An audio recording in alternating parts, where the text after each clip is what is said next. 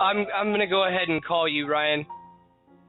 I've got the piece up right now.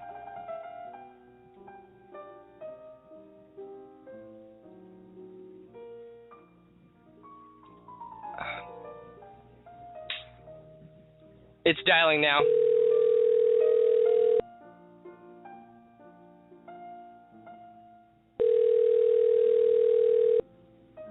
Should be ringing on your end. Yes, sir. There you are. Man, I was dying out here. Yeah, I know. I was like technical difficulties. I've been yeah. hacked.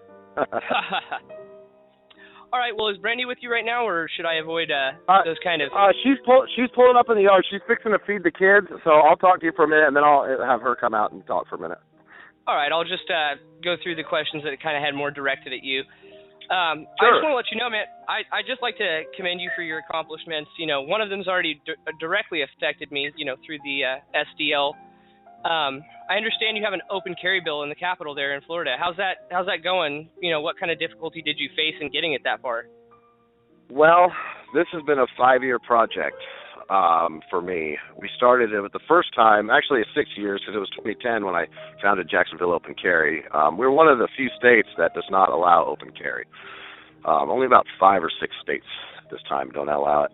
And we basically were the first state to have shall issue carry permits, which means you don't have to give a justification to carry a firearm unless you're, you know, a non-law abiding citizen, a convicted felon or sex offender or domestic violence, you know, you'll be able to get a permit. But when they did that, they took away the ability to open carry, and that's in 1989. Up until that point, you know, you could open carry.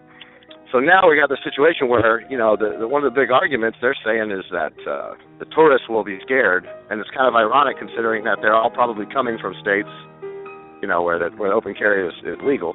So it really doesn't make sense. But we got the bill through on 2011, and they did like a midnight parliamentary tactic thing and amended it in the middle of the night, and then voted it on the floor vote. And basically they made it where accidental exposure was not a crime, because that was part of our argument, is a lot of people were getting beat up by the cops and arrested for, you know, they pick up a can of soup at the bottom shelf and their gun would ride up or something, their shirt over their gun. So since then, you've had, like, there's, you know, YouTube videos galore of them still violating people's rights, and it's kind of like, well, okay, well, you have your day in court, but I mean, you've been arrested on some kind of firearms deal, probably lost your job, you know, if you had any kind of job that, you know, mattered about things like that. So 2011 we did that. We did some lawsuit stuff, and we tried some other angles. So this year we got the bill in again, and we've got it all the way through the House, majority votes in all the committees. House vote, floor vote went great. Now what we're at is we've got to get it through the Senate, and basically the leader of the Senate, which is a guy we jokingly call Tortilla, but his name is Senator Portilla.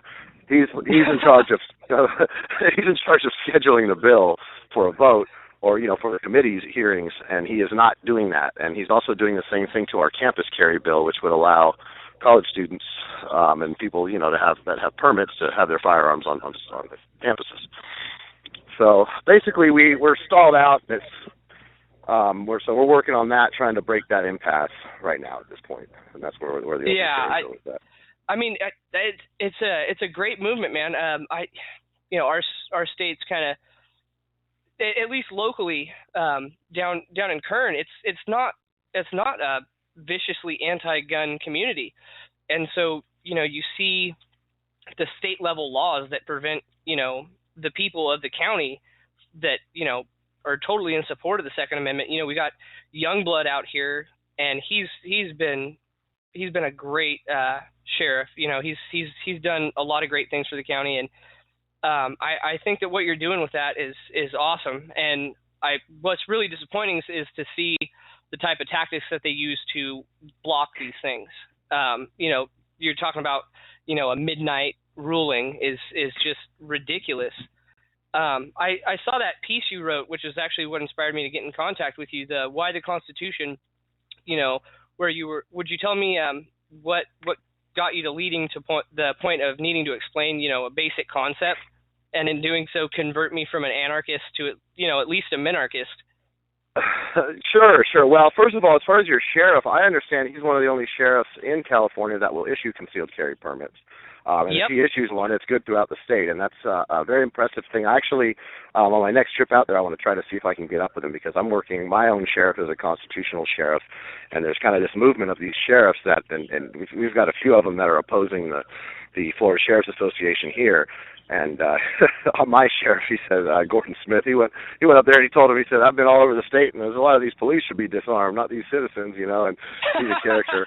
But That's awesome. Well, you know, so I used to be, you know, growing up, I grew up in Southern California, Los Angeles area, and I saw the effects of mass illegal immigration and sanctuary cities and a lack of firearms and you know, self-defense laws. You know, I basically was, you know, in a lot of my youth, you know, I'd end up in places where I was a minority, and you know, I would face, you know, assaults and stuff for not being Hispanic, and you know, they would bring kids, you know, they'd bust them into the schools still back then, and all that stuff, and it was kind of like one of those things where here, you know, I've said that, you know, I've never needed a gun so bad as when I lived in Southern California, but you can't have one. And then when I come to Florida, everybody's got a gun, but nobody uses them. You don't need to because everybody knows everybody's got a gun, so they kind of act right. Well, that's the point of the active deterrent, you know. Exactly. So the constitutional thing, basically, I've been poor. You know, I did active duty military. I was in the Navy. That's how I left California. I enlisted at 17 and got the heck out of there because, you know, I didn't really see a lot of opportunity, and everything I liked was becoming illegal. Everything from off-road vehicles, firearms, taxes were high. You know, I wanted to get out of there. So I joined the Navy and I got stationed in Florida, and I loved it here. And so I stayed after I got out, and I did an apprenticeship and became a journeyman electrician, and I'll be taking my state license test here soon. But my journey kind of brought me from being more of like a conservative, you know, Republican kind of guy, and I became more and more libertarian as the years went by. And so I started getting involved in the Libertarian Party. A good friend of mine, James Chipman, who's the Duval County chair, kind of took us under his wing, and he's a great guy, and it's real interesting. I'm into, you know, I'm a descendant of the Norse, you know, people, and I'm kind of into the folk ways, and I take the kids to learn about the history, and we do a lot of the old rituals and traditions, you know, just to kind of give them something to know that, you know, there's something that's been passed down from generation to generation, and he's an American Indian, and we trade books on the different, you know, I have them all, and he shows me, you know, different biographies of, you know, he's a great guy. And so we decided to get involved in the Libertarian Party. We have a county affiliate, I'm the chairman.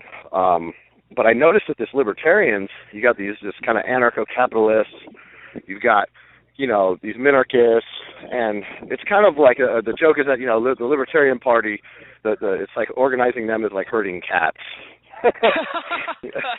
and then it's really true, and you know, I mean, it's the variety of people that you have in there are real varied, and some of them come, you know, there's some people that were kind of like left-wing rejects, you know, these like social justice warrior types, and they'd really kind of infested the party, and they're real loud about the, like, you know, they read like the Rothbard, Murray Rothbard, and he was all about, you know, the open borders, kind of the anarcho-capitalist, you know, God or whatever. And they don't read how later in his life he saw that the Soviet Union was like using migration to snuff out voter power and take over countries in like Estonia and like other places. They're doing it right now. The Russian Federation is like sending in like Russian ethnic, you know, people into Ukraine to, you know, change elections and stuff like that. But these people are hard to nail down. They refuse to understand that, you know, basically we're on like basically communist is like the Democrats and commie light is the Republicans at this point. I think it was 1994 was the last time the Republicans put up a balanced budget, and they're like telling all these people they're the party of small government. I mean, it's really absurd. And they're the ones behind the Patriot Act and all these different stuff. So, and then, you know, to me, we have to find a way to kind of unite all these varying factions. And I try to tell these anarchists, I said, man, you're not going to get from here to where you want to be. You've got to cross this like big chasm and like break down all these socialist things that they've kind of brought up in the last century, ever since the Marxist, progressives in the 1920s and teens that really kind of kicked off changing America into a democracy. And democracy is the road to socialism, is what Lenin said. So you change it into a democracy, and all you got to do is whip up the, half of everybody's below average. We got, like, right now in America, half of everybody is receiving benefits from the government. So you've already got, like, when you get one guy, you got a majority vote, to start taking away people's freedoms. And my thoughts are, like, there's so many problems, we need to focus this lens. So let's take the Bill of Rights, and let's take Karl Marx's 10 points, and let's say, look, man, let's restore the Bill of Rights. Okay, with the Bill of Rights restoration and elimination of Marx's 10 points, you break down most of the federal bureaucracy, and you restore all the really, bread and butter civil liberty issues that we face with the military-industrial complex and this idea of, a never-ending war. I mean, this is like George Orwell at this point. We don't even know why we're fighting. You remember they forgot why they were fighting the. I forget the names of them in the book, but so that's kind of where we're at there. I really want to commend you on that paper, because I too fell into the trap that Julius Evola wrote about in that book, Ride the Tiger, where he said, all these people would, in the transition, would fall into this line of thinking of, well, this is how it should be, rather than in the thinking of, this is how it is. You can't get to where how it should be without taking into consideration of how it is. You can't just, be so grounded in your ideals and principles that you can't compromise to the extent of saying, well, how can I make the way I want the world to come about? These people want the world to be a different way, and yet refuse to take any action to see the world the way they want. You get all these keyboard warriors who, the moment you say the word action, the chat will go silent, or they just shirk back in their chairs, and they just don't want to do anything that requires them leave their living room. And it's really disappointing. It's depressing and disconcerting, to see these people who have good ideas. Like, it's the anarcho-capitalist community. They've got really good, grounded financial ideas, but what they don't have is, an active idea of realism, And so when I saw, go ahead. Oh, well, I was going to say you're exactly right. And the problem that they face, first of all, a lot of it is a cop-out, in my opinion, because we face this same thing as, like, when I started Florida Open Carry, basically anything you do, you got to plan your work and work your plan, okay? And you've got to make in consideration what the, conditions are. Now, like I said, I'm an electrician. I'm going to be a certified state-level electrical contractor, unlimited, shortly. And if I want to go do an electrical job, and I will go out there, and there's sandy soil that's going to collapse on itself, and I bid the job based on, a trencher going across and running this conduit, when I put that trencher in the ground, it's going to collapse right on itself, and I'm going to be like, gee, why don't I have a nice clean hole? Or if it's a swampy area and I think I'm going to drive a backhoe out there, and it's basically like I'm a doer, Yeah. It's like this is how it, so these guys are like, oh, the Second Amendment is my carry permit, and you guys are sellouts because you're trying to get open carry for permit holders. Well, the deal with the permit holders is that the permit holders, there's only been 168 revoked since 1989 for, firearms-related type of misconduct, okay? The police are 22.5 times more likely to have their gun rights, revoked. That was a famous thing in 2011. I testified to the Senate committee, and because that was before we had sheriffs sticking up for us, so it was kind of like we had to discredit the Sheriff's Association and their claims. And so we're like, look, we're so credible that it's absurd for you not to give us this right, because even the police are like, 22.5 times, for every one of us that does something wrong, 22.5 times an officer does something. Yeah. And so that was, a big thing to us, is the credibility. So in that sense, I had a lady, if you saw those hearings tapes, and I'm not sure of her religion, but the last name and everything indicates, all this is like a female Democrat, etc. And all these things. Yeah. I'm like, okay, so she votes for it. so she can get it. What is everybody else's problem? You know, now if we were said, oh, I want to just have a no permit and, you know, carry my AR-15 through Walmart, then we would be basically dead on arrival, and we wouldn't even get somebody to introduce that bill. And so we made a bargain with the police chiefs, Florida Police Chiefs Association, and we said, okay, look, we're going to put a requirement that an open-carried firearm has to have a holster, because they were worried about the long guns, and in some of the states you've seen people, you know, they go around, and we've always been like, hey, man, you got to win people over. You don't go and just, you know, wave your assault rifle around thinking you're going to change the law, and it's just stupid. It's like I say, it's like digging a sandy trench, you know, it's just dumb. And they're like, oh, you're a cop. I was like, well, we can get nothing done, or we can move our game piece down the board. So if we get open carry for permit holders, then we can sit back, and a couple of years later, we can go, hey, look, man, this is ridiculous, and you know, there's already court rulings that, you know, rights should not require a fee or a license for certain rights, and then the Second Amendment's pretty much been ruled by the Supreme Court to be an individual right. So then we can go back and we can either file a lawsuit to strip the provision of the, you know what I mean? It's just working a smart game, and I'm never, I don't want to be Mr. I know everything how it should be, and then, you know, but I'm going to sit here and watch my country die because I'm too proud to try to go, you know, move. All of our rights we lost little by little this way. They took a little chip out here, a chip out there. And unless you're willing to, you know, blow yourself up, you're going to have to use the same sort of tactics to get it back. And these people are just unrealistic.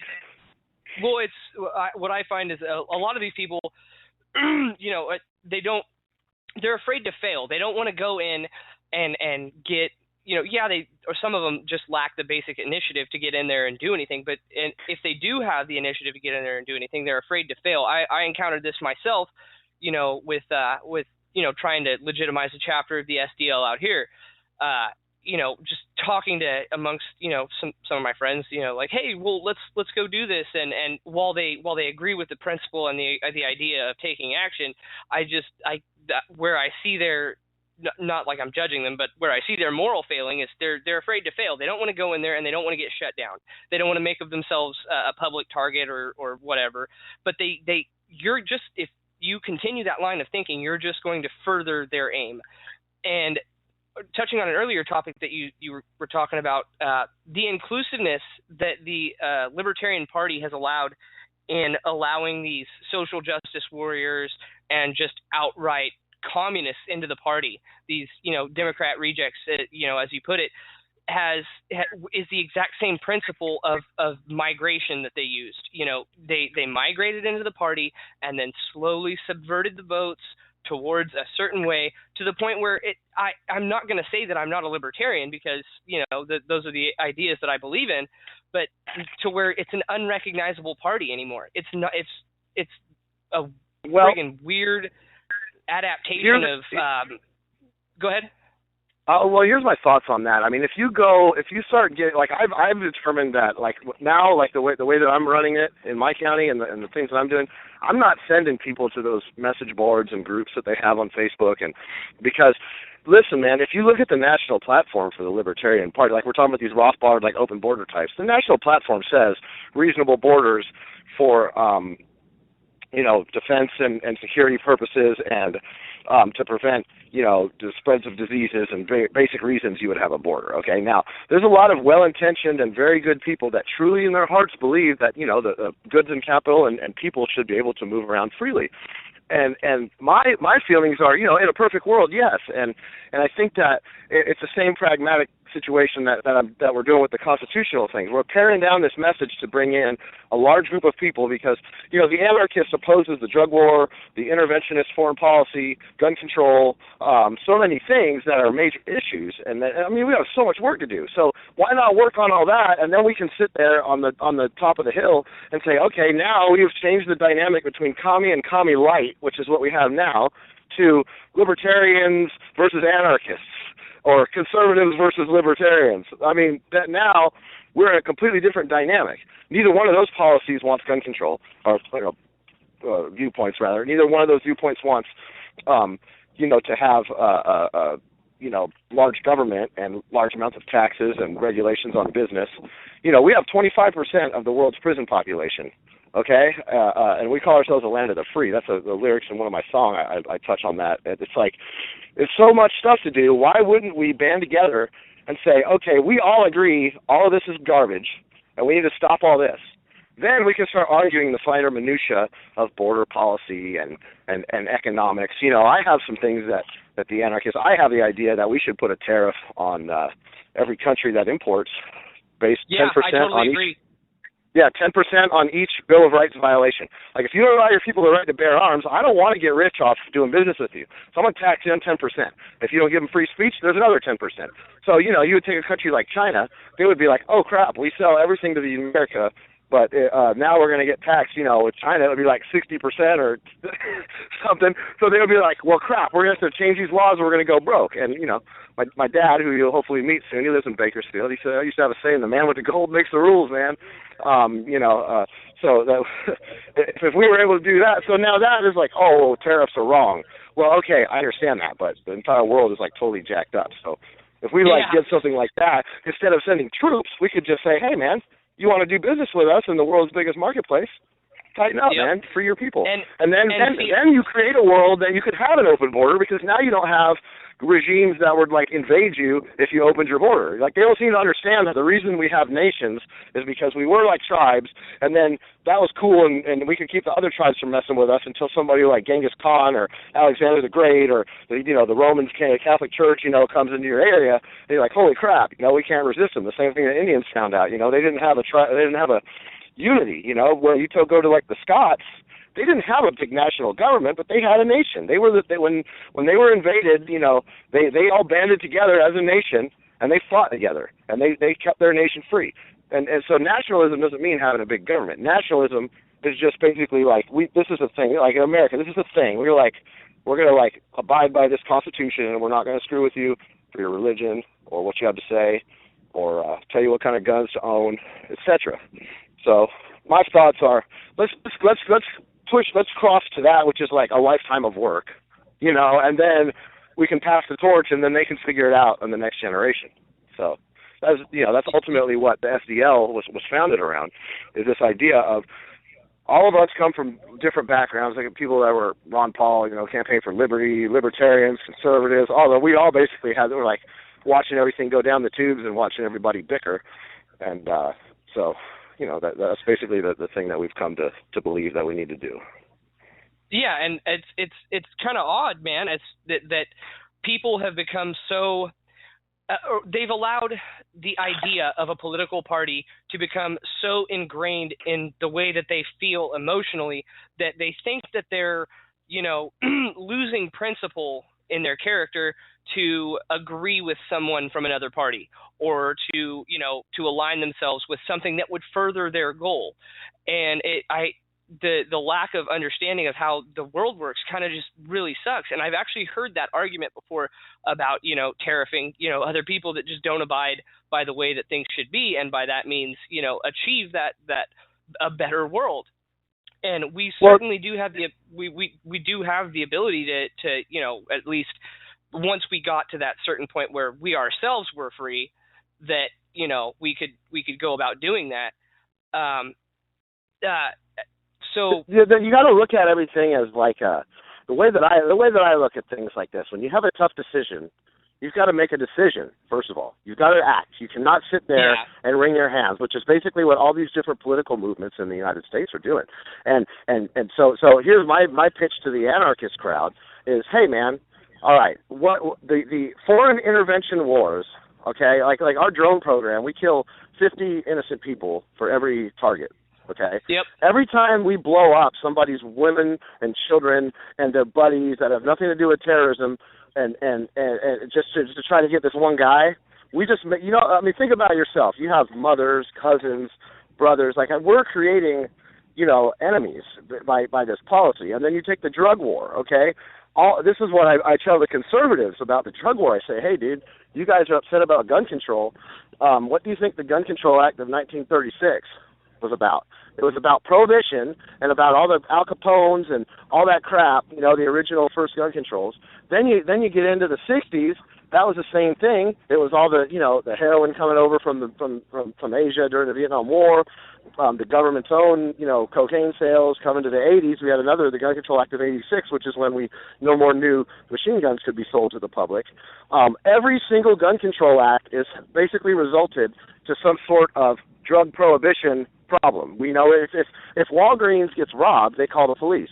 Hey, someone came in here and stole all of our Oxycontins and Xanaxes or whatever, okay, and the police go find them. Well, if you're a guy in the city and some guy steals $10,000 worth of marijuana from you, you have no recourse but to go find that son of a bitch and try to get it back, and that's where the violence comes from. And so they think that it's not like people just wake up and want to kill somebody. They're putting these people in this situation, with something that's like far less harmful than alcohol or any other drug that you can buy in a pharmacy.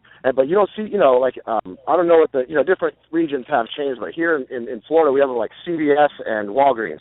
They're almost always on opposing corners. And I always make the point, I say, listen, man, if these were drug dealers, they'd be shooting at each other, because there's no regulation, But these guys sell more drugs than any street drug dealer in town every day, and they're across the street from each other, and they get along peacefully, and one of them will have a price break on something, and the other guy... Hello? Yeah, I'm here. Sorry, I think I lost you there for a second. Yeah, well, anyway, I was saying, like, the drugstores, they're on opposing corners. They don't kill each other. They don't get upset when one lowers the price. They don't go on the rampage like he's stealing their business. They just lower their price. Supply and demand rules the day, and everybody gets along. And that's the whole thing is like the anarchists talk about the border, but I mean the number of people that want to move here from another country and that have to go through a couple of hoops and wait a little bit of time versus all of the foreign wars, all of the people half of our federal prisoners are like nonviolent drug offenders. I mean, you could like free half of the prisoners in the entire country, and like all the killings overseas and all the terrorism is related to us over there blowing them up. And then you got there's so much like the greater good is like, okay, let's team up and solve this. Then you will actually have a situation where we don't have the drug cartels right there on Mexico, that are basically stronger than the government. We don't have people trying to sneak in with a dirty bomb because we're not bombing their kids anymore and funding their arch enemy. So, if I may for just a second, I have I have a bit of a qualm with, and I don't disagree that the people from prisons that are nonviolent should be released, but I was listening to Bernie talk one night. And what really pissed me off is because I see through a lot of these things that he says, and when he brought up that point, the instant thought that came into my head was that is a means by which the furtherance of gun control laws could be achieved, because you can't just release these people that have been institutionalized back into society and just and I'm not saying all of them that are nonviolent offenders have been institutionalized, but you can't release the ones that have been, that are going to be going and looking out for means of pursuing a goal because they can't get a job or they can't do this because they're a felon. Well, that's the point though. If we pardon them for being felons, and that's my big thing in libertarians is Gary Johnson, is I say, hey, Gary Johnson was a governor and he didn't pardon all the nonviolent drug offenders. I find like that's always my dream, like a libertarian would like pardon everybody, but I'm not. Listen, everybody needs to take personal defense themselves, bro. They need to carry a gun, and they learn how to fight. You should learn how to fight like you learn how to drive. Like it's just we've got this like pacifist mentality, and like I'm not scared of them releasing the inmates. They're not harming me. Trust me, that'd be a mistake. And if all of us would just have a martial attitude, we wouldn't have people at the Superdome whining because they would be out there with their stored food and a rifle. So I hear your point, but no, I really do think we can let listen, if they're a bad person, there's been rapes and robberies and violent things going on, and I'm not opposed to clemency. If a guy stole somebody's $20,000 worth of their drugs, which shouldn't have even been illegal, and then they went and tried to get them back, I mean, I'm not even opposed to that, because it's like, I can see you have an honor code, that doesn't mean you're a bad person. I think the whole thing, those people are put in that situation, because of the government's stupid ass laws.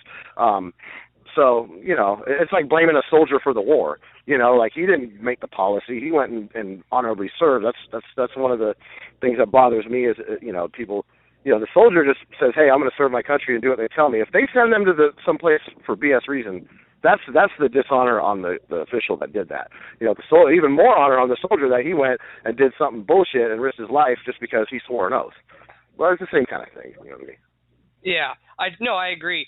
How do you feel about the state of small business, in this country? I mean, the litany of red tape that there is for, starting, owning, operating a business, which I'm sure you're gonna find out once you get your I don't know if it's called a C10 out there, the electrical contractor's license, but once you do, I'm sure you'll see that, the litany of red tape out there for owning and operating a business is just ridiculous. I just think the stack of papers that these state employees, paper checkers and pushers alike, could stand to see the workings of the state constraints that they apply. And at the very least, I'd see them do a butcher, man. Parkinson's Law had a really cool and really concise argument against, that type of paperwork and regulation, where he said, there's a commonplace observation that work expands to fill the time available for its completion, and therefore work, especially paperwork, is thus elastic in its demand for times, and it will manifest that there need be little or no relationship between the work to be done and the size of the staff required to accomplish it. So, he's just saying, like, the more paperwork you allow, it's just going to, propagate this kind of control system to see the state size increase and the private ownership decrease.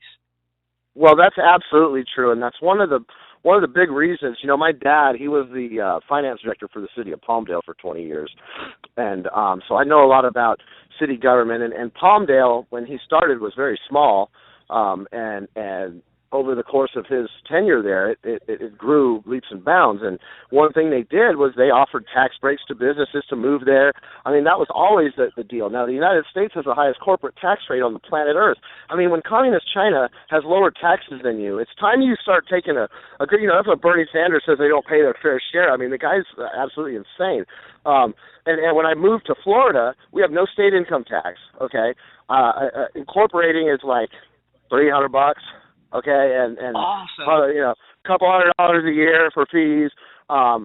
It's a totally different aspect, and that's why you see Florida has had this growth trend, whereas businesses are leaving California. California's population growth is like people born there and stuck there.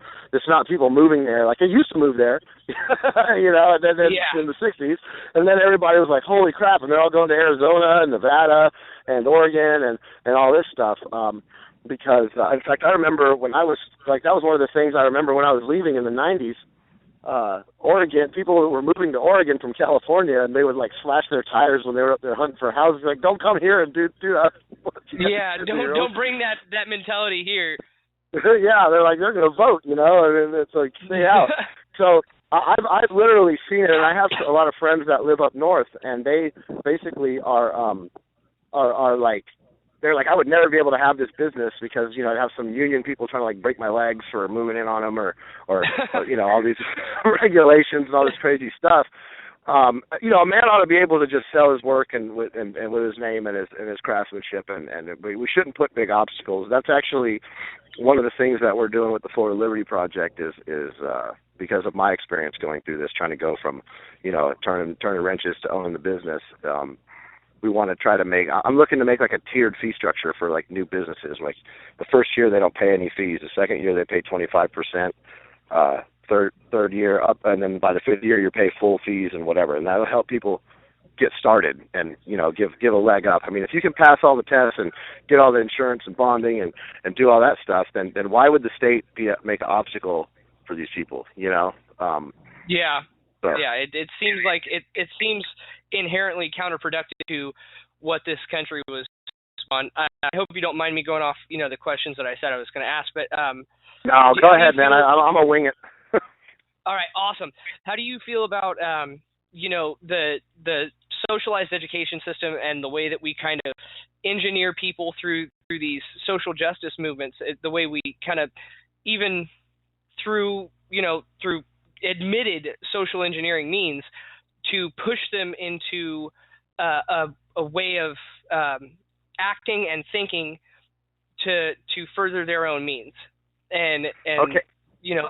Okay, I want to answer that. Brandi just walked up, and I'm going to put this on speaker. You tell me if the audio quality is too bad, but she's got a lot of educational issues with Common Core and other stuff. I want to put it on speaker. Let's see if it sounds all right. She can talk too, okay? Awesome. Let's see here. All right, can you hear us? Can you hear us? Yeah, sounds good. Hi. Hey, Brandi, I guess he wanted to get his take on my question.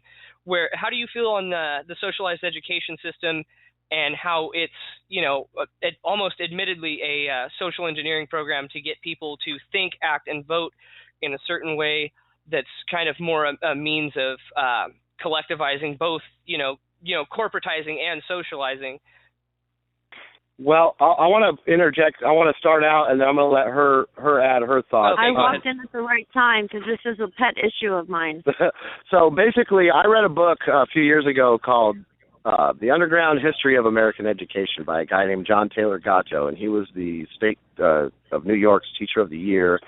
And he started researching this, and you're absolutely correct. You said almost. No, it is literally true. It is literally true that the educational system was designed in this country as a means of preventing critical thinking while teaching the skills needed to perform a function. And the social engineers that had designed this system, I mean, the bells, the buzzers, the zero tolerance policies, they're teaching cowardice, man. Cowardice is like the ultimate sin to a culture. So they're teaching kids, hey, if you get punched in the mouth, take it and run and tell the teacher, instead of defend yourself. And they don't, they like, I mean, what happens? Here's my thing I tell my children.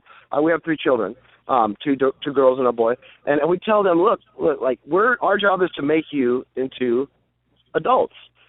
So when you're an adult, what happens? If you get in a fight, you have a court hearing, and they say, okay, the other guy pulled a knife on you and tried to stab you, and he was all, and then you shot him or punched him out or whatever, and they say, okay, well, that's self-defense. See you later.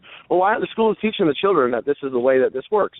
They don't allow you to have you say something that they don't like, it's hate speech or whatever, and you get expelled or suspended, and all this. And what happened, in America is supposed to be like, it doesn't matter what your opinion is.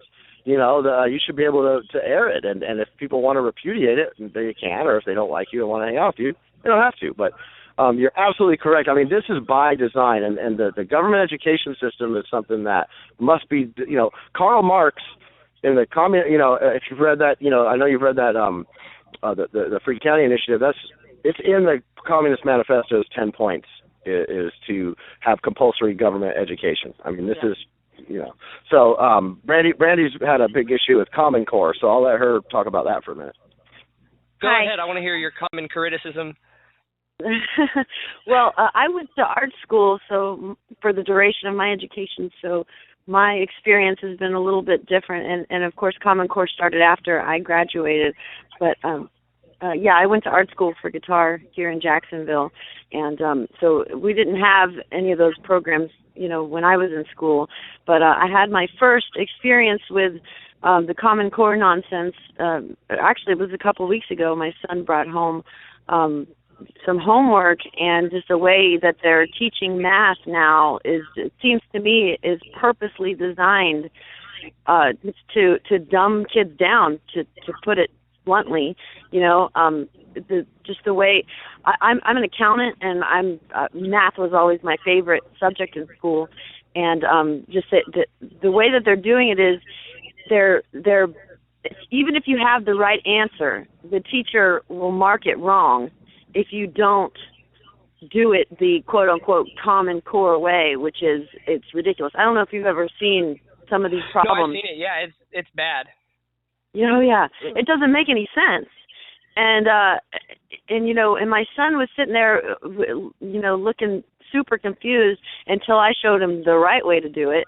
I was like, no, you have to, subtraction and all that. And I showed him the right way, and then he understood it. And then coincidentally, the week after, we ended up having a meeting with his teacher and the assistant principal. And I just told him straight up. I told him the proper way. And I understand that you have standards that you have to meet, but I taught him the shortcut, the right way, and I have to call it a shortcut now, which is sad. But they have observers that yeah.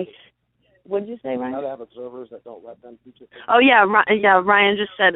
Sorry, he's over there. But Ryan said that they have people that come into the classroom to make sure that the teachers are following this, this Common Core standard, and I'm just really pissed off about it. Honestly, I've joined a group called Opt Out.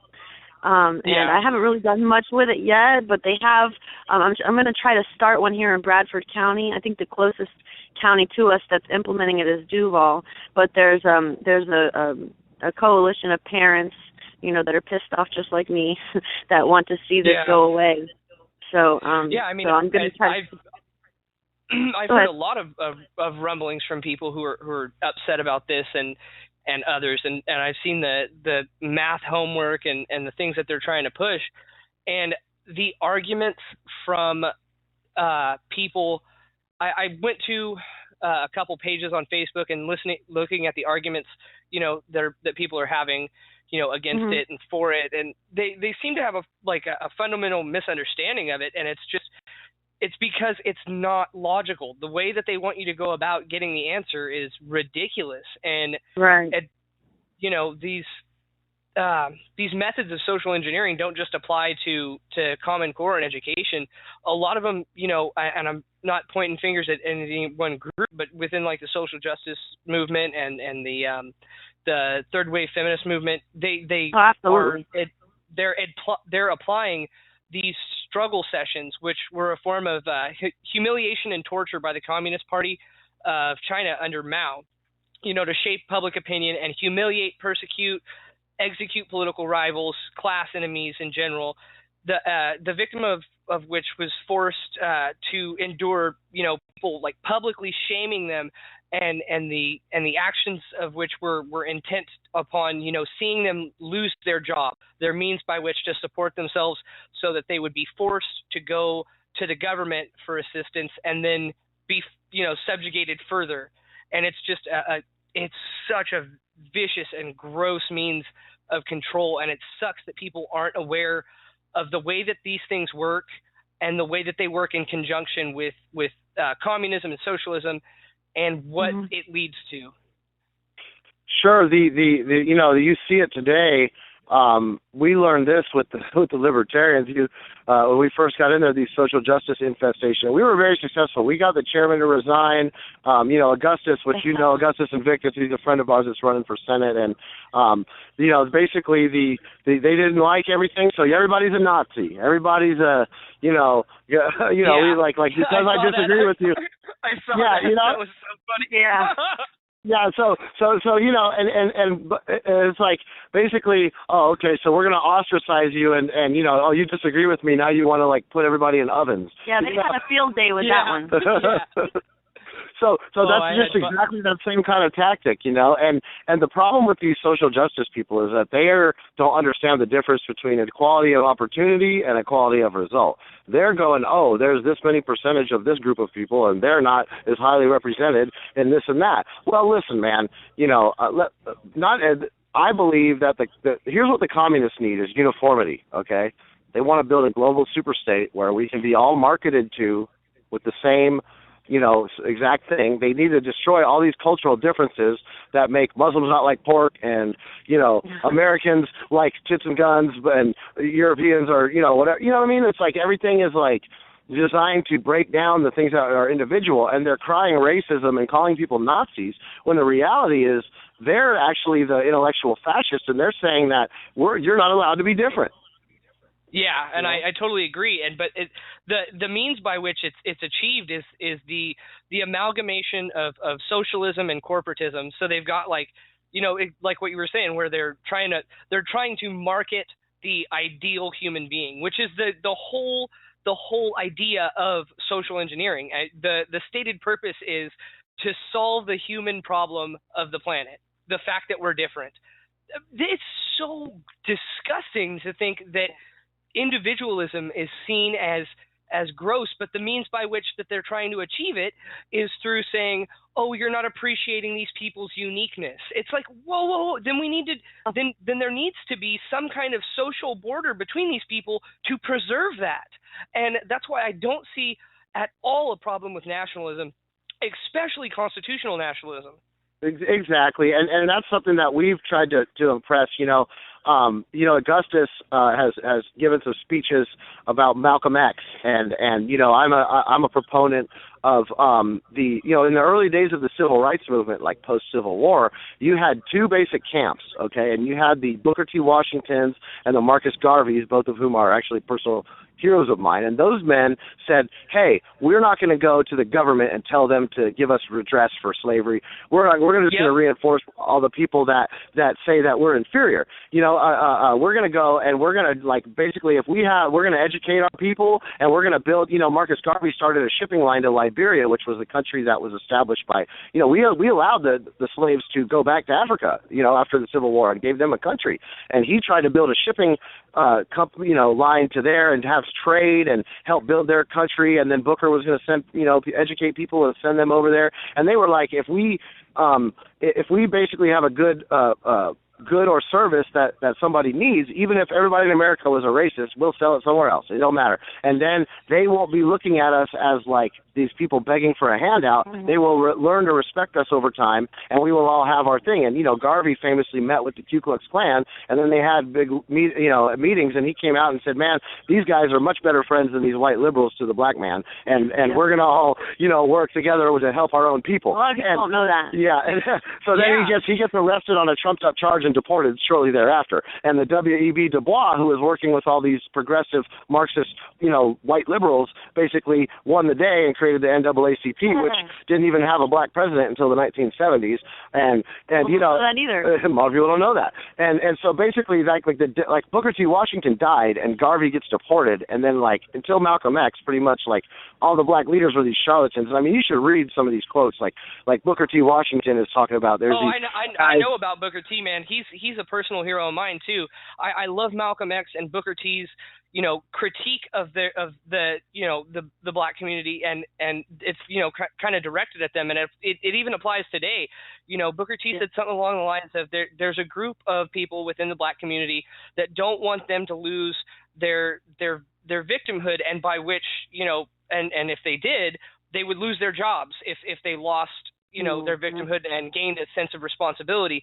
And then Malcolm X saying look at what white people are doing. They're going out there and having businesses and hiring white people, and encouraging black people to go start businesses and start, initiatives for themselves and to further, their own responsibility and in effect bring out true equality within the country. And it sucks that Malcolm X has been vilified, and that people don't see these people as the heroes they were, while other people who were preaching, dependence on the system, like Jesse Jackson or whatever. The Sharptons of the world. I call it the race industry, and the Al Sharptons are the race pimps.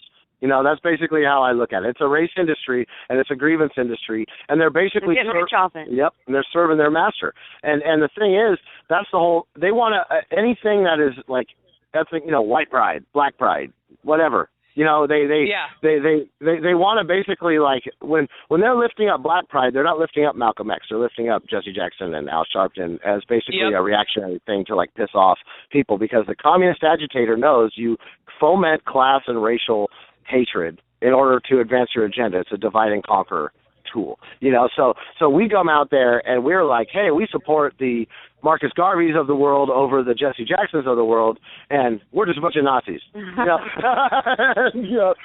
the only response. And people, people don't understand. The Chinese government moves all these ethnic Chinese into Tibet in order to wipe out their culture and the things that make them different, in order to make them under their control. And I use that example of Afghanistan. And I don't know if you've read my piece about tribalism, libertarianism, and nationalism, but my belief in basically my core belief is that like I said, that I'm a doer. Okay, I look at let's plan our work and work our plan. So how did we organize society when we had a free society that was like without government, any large government? I brought up the Scotland deal. They each had their clans that kind of regulated each other, and in a time of need, they would band together as the nation of Scots against the king or any sort of invader. But they didn't have a large government, but they were nationalists. They were still all, I'm a Scot. They were proud of it. But they weren't. Yeah. Nationalism has been basically the left wing and the Marxists have made nationalism synonymous with big government. They made it a dirty word, you know, to say. And the same way liberalism really did, because, you know, classical liberals were the people that influenced Thomas Jefferson and everything. But now they've like changed it. So basically what you've got is you know, we should all be, you know, working amongst our people, and we should pass down these folkways. We started out as like individuals, and then we were like, oh, one individual, like 10 guys could come ride up on us and get us. So we formed a tribe, and then we could not be messed with. And, you know, you would say about Afghanistan. Well, yeah, Afghanistan has this tribal society that is following, you know, ways that they've followed for thousands of years. So Alexander the Great came there, and he couldn't conquer them. You know, and now today we went over there, we killed their leader, just like Alexander the Great killed Bessius. You know what I mean? But we never conquered them. We never made them change their ways or live a different way. And we went there and left, and they're still doing the same thing they're doing. No matter what, that they have rusty AKs and horses, and we're on M1 Abrams tanks and helicopters and the best armaments in the world, you can never defeat a people that has something bigger than themselves to live for. You know, and so I'm promoting that in each community. That's what the SDL is part of what it is it's like, we're going to stop. You know, I don't have a connection with this person in Washington, D.C., but I know my neighbors, and I know if anybody harms them, we're going to stick together, and we're going to start actually thinking about the fact that everything they've designed is to make us isolated and alone. They want us in front of that idiot box, getting their propaganda and rushing around, you know, working 70 hours a week to pay out, not communicating with our neighbors, you know, and that's part of why I've embraced the, you know, Norse folkways and stuff, because we can start having these festivals built around nature and the solstices, and take a minute every, you know, couple of months and thank, you know, the you know, be thankful for things that we have, and you know, take a minute, you know, and so basically we're trying to promote like the human mind. Okay, there's a guy. Oh crap! He basically they researched primates, and they found that the larger your brain, the more people you can have a connection with. Okay, and for humans, that number is about 150. And so if we all form these groups in our communities, and if you get to 150, you split in half, and then you can go Dunbar. That was his name.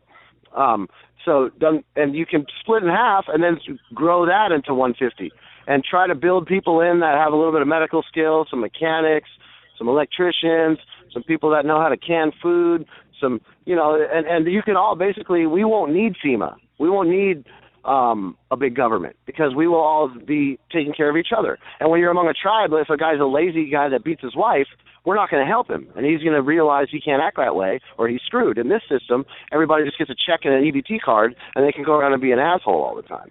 And within the Viking culture, they used that principle of exile. You know, if you were a shitbag, you were exiled. You weren't allowed into the community anymore. You get rid of that guy. Exactly. So we have these connections with people, and then it holds us to a standard, you know. And if you look in the communities in a lot of the South where we live, you know, because we live in a rural town in Florida, we don't live in the city, but it's like the churches and the Masonic lodges and this and that and the others use that community. So, you know, these people are expected to act a certain way, or else they're going to be like, you know, if you have a business and you're like a jerk and you're a liar and you're beating your wife, and then nobody's going to want to, you know, so everybody kind of governs themselves without the need for a large central government. So, you know, ultimately my idea is to restore this attitude, and that means that the guy from Puerto Rico or wherever, they all have their little tribe in each community, and we can be allied on these basic issues, even though we have our own little thing going on. You know, and so like, I can appreciate anybody's culture. We always have a joke. We have an Asian friend of ours who's actually the guy that introduced us to Augustus, and which was funny because like an Asian guy introduced me to the guy, and then I'm a racist, you know. But it was like, you know. Yeah, then we did a benefit with a black guy who threw in the other half of the money, and like, oh, we're Nazis. Yeah. Yeah. But the thing is like, okay, like there's not, like, basically the way that this modern social justice warrior thing views these issues is that like they're robbing people of their strengths. They're not, you know, when you talk about supremacy, I mean, you know, you can say, like, I think you're taking away from, like, Asian people have this disciplined culture and they're, like, good at math. Like, if I'm telling you, I'm going to hire an Asian guy for a math tutor if that's a choice, right? Why? Yeah. Because I know they're good at that. And I always make the joke that even the Ku Klux Klan hires a Jewish lawyer. You know? You know what I mean? Like there's nothing wrong with that. That is actually like our strength. You know what I mean? Like if you want a quarterback, it's generally a white guy. You know what I mean? Does that mean there's a racist or the NBA? Is there a racist conspiracy to keep white guys from it? No. Like actually, they actually deliver oxygen to their muscles more efficiently from their blood. Black people have, like, that's why the offensive line is not a racist conspiracy, nor is the NBA. So we all have these strengths, and they want to wipe all of our strengths away and make us all, like, you know, they're not trying to lift anybody up. They're trying to put.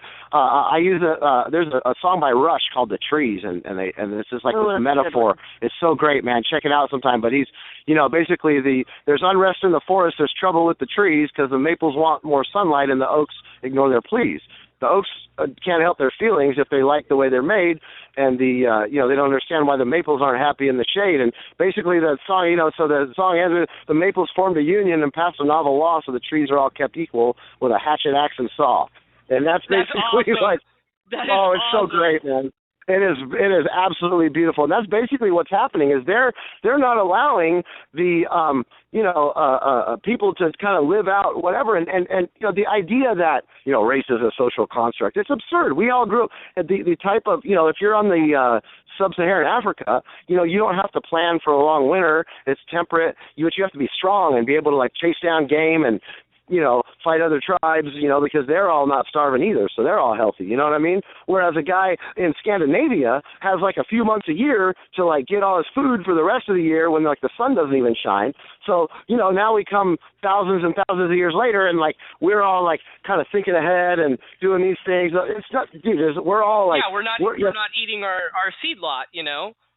Right, but that should not, you know, I mean, despite my experience in Southern California where, you know, a bunch of people that don't speak English tried to kill me, I actually run a page to find traditional Mexican food, because when I left California, I was like, man, you know, I don't miss getting shot at, but goddamn, I miss a good fucking street taco, you know? So. Oh, man, the tortas de lengua, man, that's my favorite thing from the taco truck. Yeah. Yeah. That's so see, delicious. so I appreciate this element of their culture to the point that I actually am promoting this, like, hey man, you guys got to try this stuff. You know what I mean? And like I was telling you about my friend Jim, you know, James Shipman from Duval. He's an American Indian, but he's and we're like, and you know, and he gives me, and I'm like, wow, it's like it's interesting how the, you know, paganism of these different cultures has a lot of similar roots. You know what I mean? And then the differences. You know, and it's interesting, and I can appreciate his culture, and he can appreciate mine. Well, what these people want to do is they want to eliminate everybody's culture, so that our culture is Walmart and McDonald's, and they're feeding us these drugs. And hello. Yeah. Hello? Yep. Okay, I'm here. Yeah, that's for a second. But basically what they're trying to do is they're trying to say, like, you're not allowed to have this unique thing, and you're not allowed to have this unique thing, and they want to dumb down all the things that make us unique and different and call it multiculturalism when it's actually monoculturalism. And they straight up, I mean, I've seen people, man, on somebody, oh, well, white people should be extinct because, you know, they're just nothing but trouble or whatever. You know what I mean? It's like, how can you... You know, and then if I say I don't agree with that, now I'm a Nazi. Well, what the hell, man? Like, you know what I mean? And we tell the Jews, like, hey, man, just get in the boxcar, dude. It's okay if you guys get extinct. Yeah. You know what I mean? It's right. That's really what they're telling you. They're like if you look at the Islamic immigration in Europe, okay, they have like an 8-point-something birth rate, 8.2 or 8.1, and the people there have like between 1.4 and 1.8. And you can look at a graph and be like, hey, everybody in Europe that's white will be extinct. You know, there will be no more white people in, like, you know, a few more decades. So then you're like, hey, that's messed up, especially because this is not the Rothbardian free movement. You know, they're like, shipping them over on government expense and putting them on the government dole. These people are not, you know what I mean? Well, because they know that it'll work, and they openly talk about it, that's a means by which they further their goal, is going in there and just outbreeding them and then breeding in with them to eliminate their resistance, and that's an admitted goal of theirs. And while we still have a little bit of time, I just wanted to touch on two last things. Was the potential implications of Scalia's death, and if Obama is allowed to see to it that who gets to place him in there. And but before that, I wanted to get on the fact of what you were talking about earlier, how they've made nationalism and liberalism a bad word. It's not bad to be a liberal, and it's not bad to be a nationalist. It was the tactics of that they, inventing new words and slogans, and Orwell talked about it by calling it newspeak. And it's where they'll switch what the word means, and they'll convince everybody that that's a bad principle. But I wanted to get onto the Scalia thing while we still had about 30 minutes left. If you would elaborate your personal opinion on what you feel the danger therein is. Well, we've had a lot of Second Amendment victories in the Supreme Court recently, and we had a one guy, majority. There's some things that Scalia did that I don't like. However, I think that if Obama is allowed to appoint another justice, because they're for life until they quit, I think it's definitely bad. And I've been reading up on it. I think we might be all right. And now it's going to come down. Now, if Bernie gets elected or Hillary, and then they appoint him, it's not going to be any better. So yeah. I'm basically chewing on my fingernails until. Yeah, well, it's not like he's known for sticking to his word, but Obama anyway. Yeah. It's not like he's known for sticking to his word, but he stated that he would appoint one in due time, which gave me the impression that he would use supreme executive order to just go over everybody's head and plant somebody in there.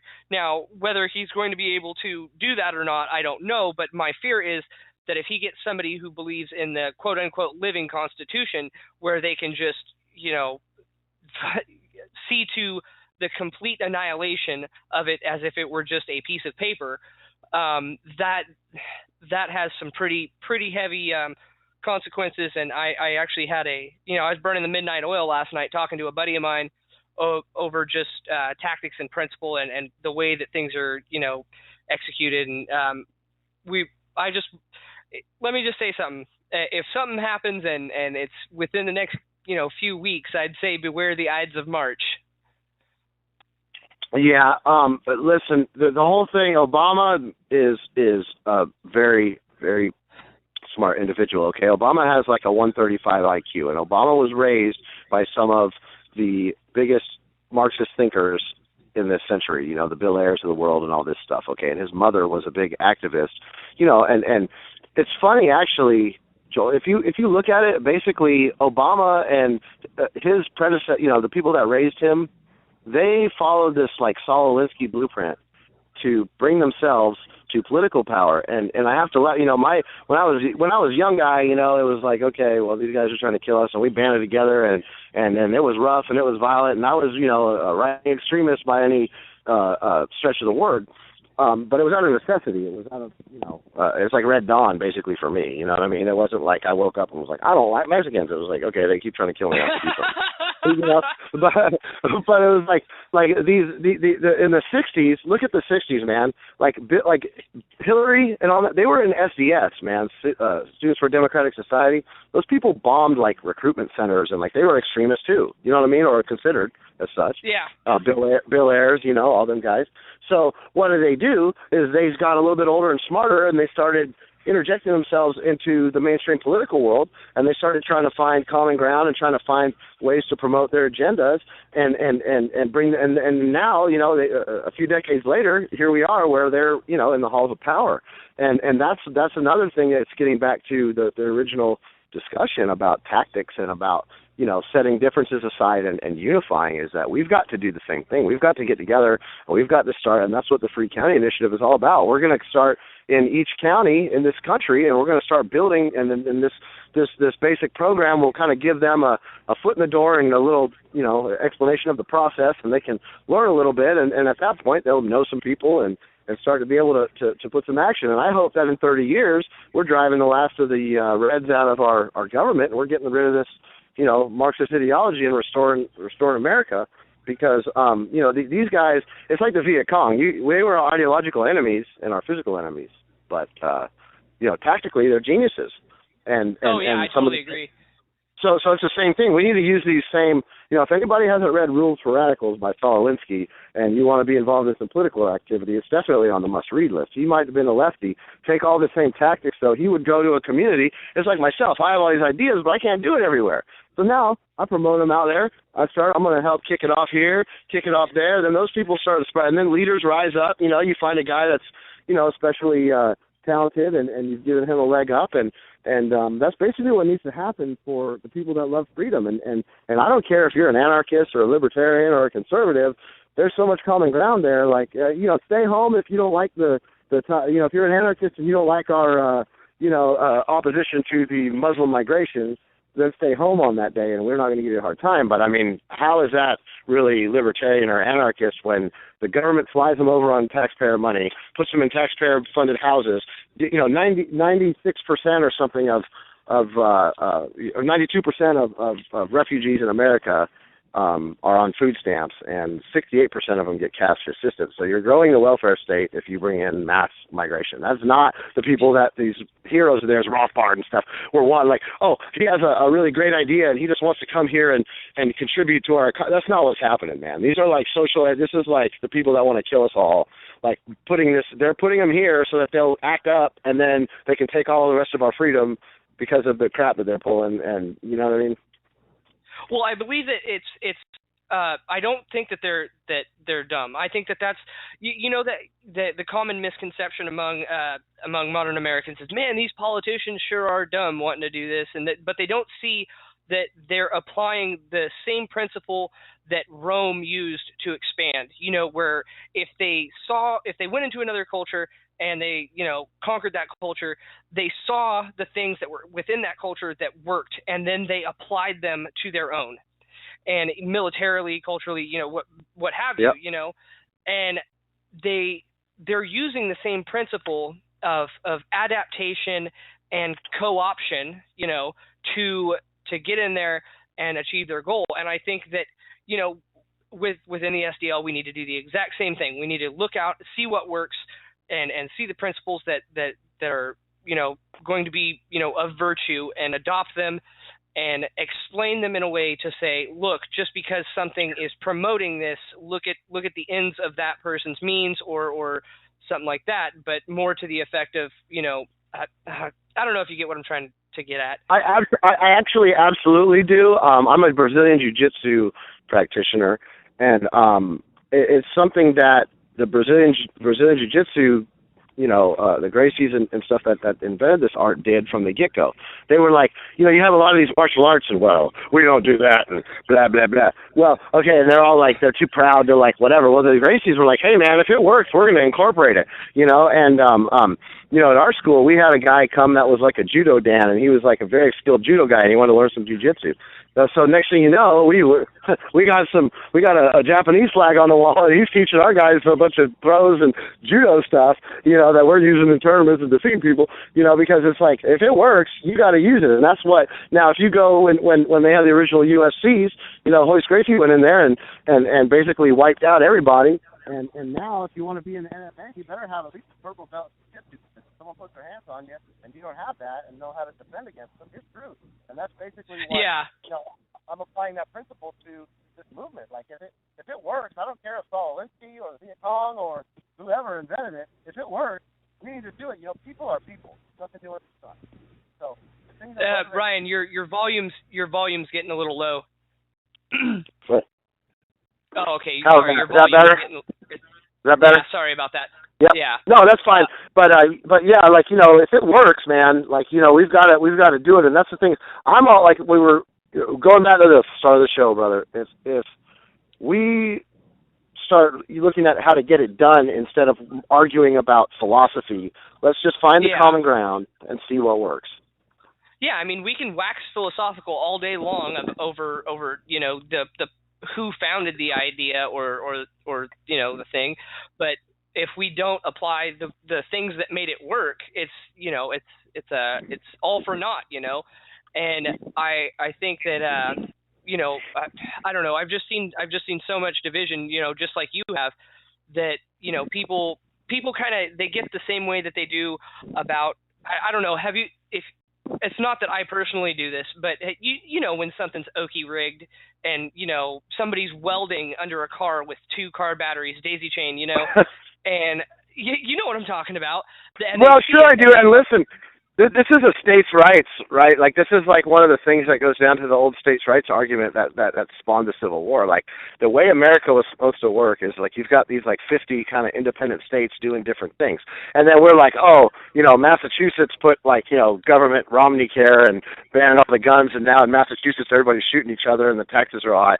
That's not a good idea. Once the federal government does it, once Obamacare comes, there's no choice. Like, nobody has any other ideas, and that's what the SDL, I think the strength of it is that we're telling each county, we're kicking it off with the Free County Initiative, but what we're trying to do is say, hey man, we're just giving you a bare bones, like, hey, if it is pro-Bill of Rights, and if it opposes any of these 10 points in Marx and Engels' Communist Manifesto, those are the things that we're going to work on for now. So there's no telling what people are going to come up with and what kind of ideas that we might see. We're just going to have to wait and, like, see how this pans out, and if somebody has a good idea, it's going to spread through the social media sites, and we're going to be able to spread that same idea around. If it's a bad idea, we're going to tell you, hey, we tried that here, and man, whatever. Yeah, we're going to leave it open-ended on purpose, Yeah, and that, I think it's beautiful, and I think it's the very reason that we have the states, the division of the states, like you were talking about. It's for the very purpose of something that I myself have been writing about, the competition of ideas. If you eliminate the competition of ideas, people are just stuck with one option. But if you have, competing ideas and people are allowed to see, okay, this works, this doesn't work, and then people are allowed to adopt better ideas, then you end up, bringing about a more perfect society.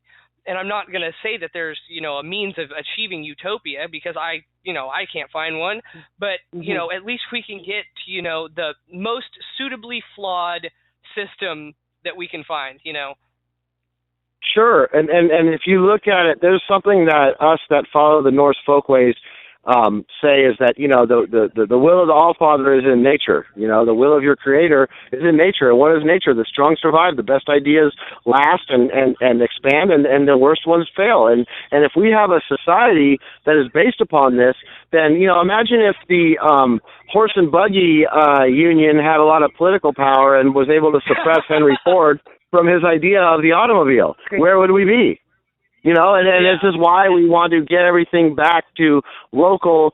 We want everything governmental policy to be at the smallest level possible. I'm a minarchist. I don't think there's. I don't think I'm not an anarchist. I'm not afraid. I don't think that there's every state has to be tyrannical. Like I said, the way the ancient Scots, would govern themselves. They were a nation, but they still kind of tribal and local, and I believe that's what we're trying to promote, and that's why we promote some other people that are promoting these tribalist ideas and all that stuff. Justin Garcia, Master Chim, he's got a great show on Dunbar's Revolution, which is where I learned that 150 people kind of thing, and all these things. I learn stuff and incorporate them, and everybody needs to do that. Yeah, I totally agree, and I just really want to, thank you for all that you've been doing, and, even, personally impacting my life with the SDL. And like I said, man, I'm going to do my darndest to get out there and I guess lead from the front and show people that it can work and it will work. Awesome. That's what we need. Hey, check this out. I talked to my dad today, and my dad is going to help, and he happens to He does a little side work. He's retired, but he works during tax season because it's, definitive, like start and end. And one of the accounting partners is on the Bakersfield City Council. So I'm going to get you guys in touch, and but he's going to help out a little bit. And that's what we're doing. We're going to just try, brother. We're going to mobilize the resources that I have to help, help each other, and we're going to kick this off. So I really appreciate you stepping up as well. Yeah, thank you. You can't imagine what it means to me to leave that communist craziness and come out here and then build a new machine and then be able to unleash it on my home state. I still have a family house that we have in Kern County, so it is just so great to me to be able to kick this off, and the second county is Orange County, which happens to be where my mother lives. So it's kind of like, in our Norse folkways, we want to respect our forefathers and ancestors, and I'm actually like the first two places that I'm able to start pushing back is where my parents live, and you're a big part of that, and I really appreciate it, man. And man, that's awesome. There's an Orange County chapter now? Well, yeah, I'm talking to a feller, but yes, he's very interested, and I know him. I'm pretty sure he's going to kick that off. So the Orange County chapter is in the works. I would definitely like to get in contact with him when that gets up and running. I mean, we definitely need to keep the lines of communication open and see what's working and what's not, and keep an eye out for like you said, go in and get an eye on who's who, and formulate arguments against and for. Exactly. Listen, brother, when you and I connected through through Augustus's campaign pages, and then here you are down there, what happened? We found that we were like thinking the same way. We're like-minded. Every single city and county in this country, there's people like us, brother, that think this way, and there's a whole lot of other people that think this way. And so all we have to do is identify. Just kick in the butt. Yep. We just need to identify them and give them everybody that in the last few years, we travel around and it's like, what I just don't know what to do. Right. That's basically that's what the Free County Initiative is about. What do I do? Well, here's what we do. Every city and county has outdated, stupid laws. So get in there and let's just wipe those from the books. And by the time you do that, you'll have a feel for the local officials and a little relationship with them. And then you can start identifying what things you might be able to do good or bad. I'm going to have my dad look over the budget of Bakersfield, see if there's any red flags, things that might be able to be hacked down. And we'll talk about that off air, and all that. But awesome. That's basically what it's all about is that's what Saul Alinsky did. He had these ideas, but he couldn't be everywhere. So I just need to find somebody in each county and kick them off, and it'll take care of itself. I learned this with the gun rights stuff. As soon as I started working, the plot unfolds, like by itself. You'll realize that. It'll just unfold by itself. All right, man. I actually on that topic, I've got a couple people, out of county, which I believe will get active, Madera and, the like. What I was going to say is, I want to encourage all the listeners to go check out Augustus Invictus, and if you can, please support his campaign and what he's trying to do. He's trying to get enough rounded up to get on the ballot, and if you would just for the listeners, provide them a means by which to contact you. You're under your name on Facebook. Any other means you'd like to put out there, or if you go to the Sons and Daughters of Liberty, we have a website. It's sdliberty.com. You can find a lot of my writings are posted there and linked across. We have SD Liberty WordPress where we have a lot of writings on there. We have county pages popping up all over America, and we're looking for a state page for each state. So we'll talk about that off air. But basically, we're if you look under the Sons and Daughters of Liberty or SDL, Ryan Ramsey is my name. You can find me on Facebook. Or you can contact the Florida Liberty Project Facebook page. Yep, the Florida Liberty Project, which is our state-level deal, and also I'm the chairman of Bradford County, Libertarian Party of Bradford County. You can find us there. But we're easy to find. we're very public, and we want, Yeah, I noticed you guys are real open about what your guys' intent are and your dealings and the way that you guys are trying to accomplish this.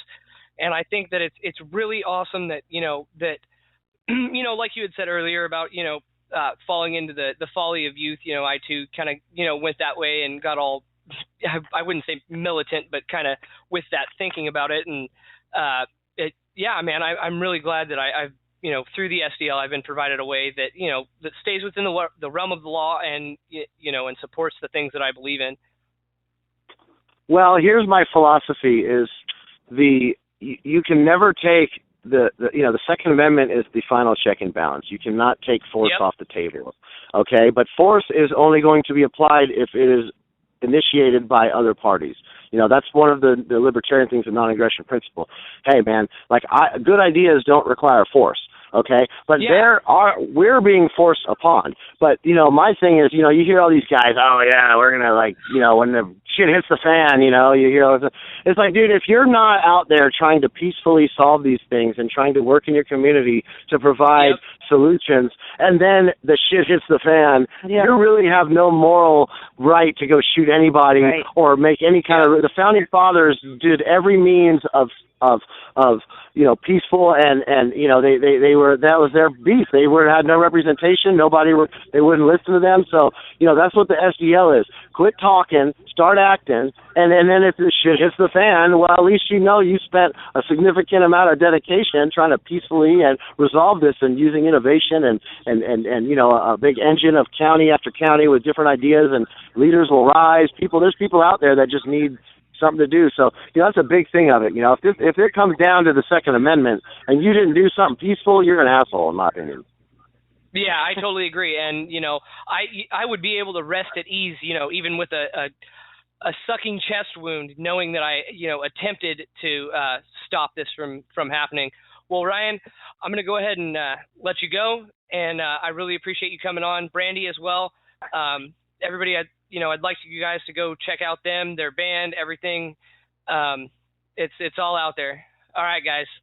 Later. Thank you. Good night, man. Thank you. Good night, guys. Thanks so much for having me.